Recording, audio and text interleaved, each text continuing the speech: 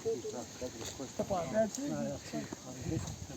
सोचा था बशीर ना सोच आप आज ना फोन और किसी का नंबर तेरा नंबर तो ना लात हो रही हो ये लग मैं क्या उन्हें पता ही नहीं किसने दसो तो क्या को पता नहीं। जी आपका नाम?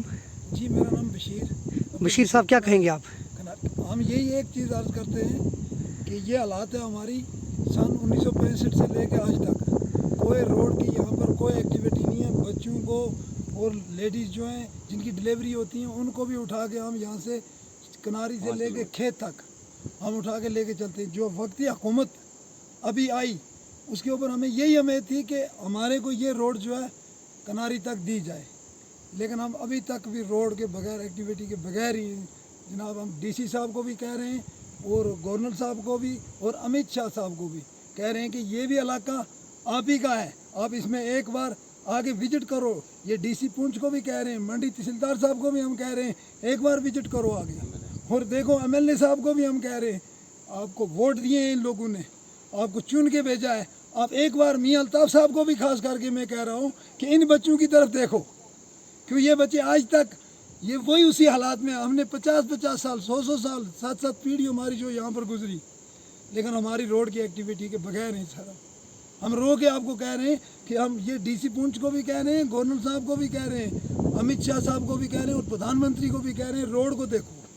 हमने एमएलए भेजा है यहाँ से चुन के, वो हमारी रोड का प्रपोजल बना के यहाँ से इसको पार्लियामेंट मेंबर को अल्ताफ़ साहब को भी दे सकते हैं तो हमारी रोड जो है सेंक्शन होके आ जाए, लेकिन अभी तक भी कोई रोड सेंक्शन नहीं हुई है सर। Thank you sir. बिस्मिल्लाहिर्रहमानिर्रहीम। अस्सलाम वालेकुम शरा साहब, आपका बहुत बहुत शुक्रिया।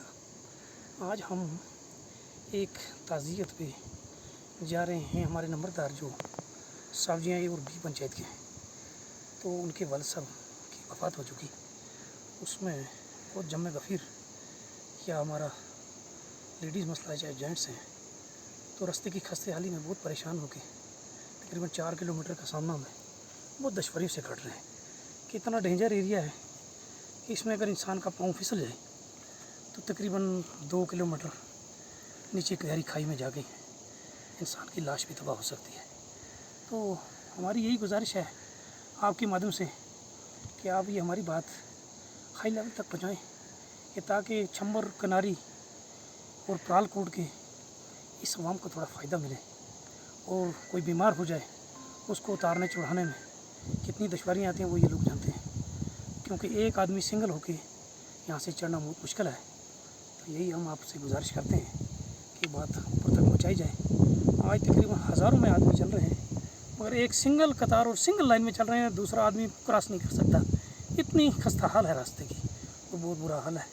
ये लोग 47 से लेकर आज तक जूझ रहे हैं, जबकि बॉर्डर हमारा एरिया जो है हम बिल्कुल ज़ीरो लाइन पे यहाँ हैं और ज़ीरो लाइन पे रखवाली कर रहे हैं अपने भारत माता की। तो अब इसी पे हम शुक्रिया करते हैं कि इसको नज़रसानी किया जाए, देखा जाए। तो इस तरफ देखें, ये छम्बर का एरिया है, पीछे ये हमारी किनारी है, तो ये हमारा नीचे खेत है। तो ये एरिया देखिए, इसको थोड़ा जूम करके दिखा दें कि कितना ही बहुत कठिन रास्ता है, ये बहुत मुश्किल रास्ता है। शुक्रिया जनाब।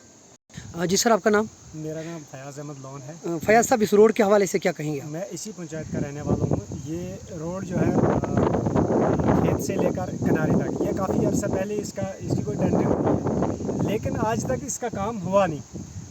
सिर्फ कोई 1 या 1.5 किलोमीटर इसका जो वो बना, ज़्यादा से ज़्यादा 1 किलोमीटर बना हुआ, उससे आगे जो ये रोड की हालत आप देख लें।